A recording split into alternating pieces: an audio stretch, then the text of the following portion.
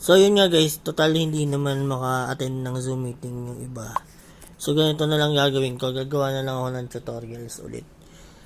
So, for influencer contract natin sa Bigo, dun sa mga mag-audition, at dun sa mga gustong ma-refresh yung understanding nila regarding our salary. So, i-discuss ko sa ulit.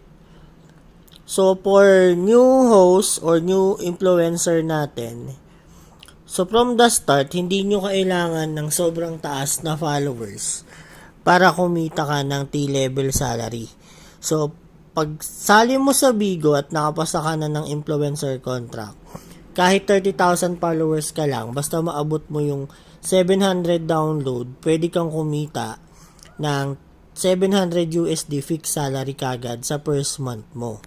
So, inuulit ko, kahit mababa yung followers, pwede ka pa rin kumita ng 700 USD sa first month mo kung tumaas yung download mo up to 700 download sa first month mo. So, kapag bumaba yung download mo or hindi ka nag-live sa first month mo nang nagkaroon ka ng contract, ang mangyayari is magiging T1 ka sa February or sa next month ng kontrata mo if bago kang influencer ng Bigo. So, paano naman sir pag luma? So, pag luma ka naman, ang gagawin natin dyan is from anong level ng T1 ng T-level mo, for example, T1 ka ng January. So, nakakuha ka ng 700 download ng January. So, magiging T7 ka na or T6 ka na ng February kasi ang fixed salary naka-base sa download. So, inuulit ko. So, for example, T1 ka ng January sa old influencer to. T1 ka ng January. So, naka 700 download ka ng January. So, ang fix mong salary ng February is 700 USD under the T6. So, T6 is 700 USD. So, for example, February, bumaba ulit ng T1 yung salary mo or T1 yung download mo.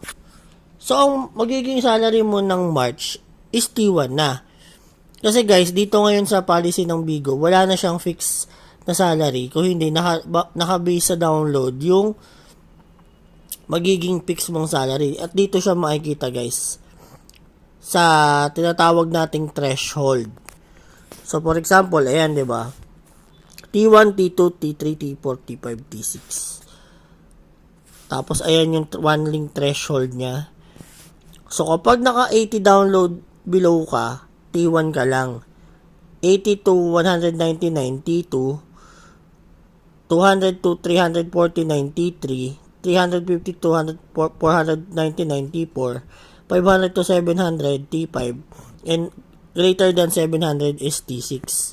And ang basic quota natin is 15 days yung live. Pag T4 to T6, 10 days yung live. So, 1 hour a day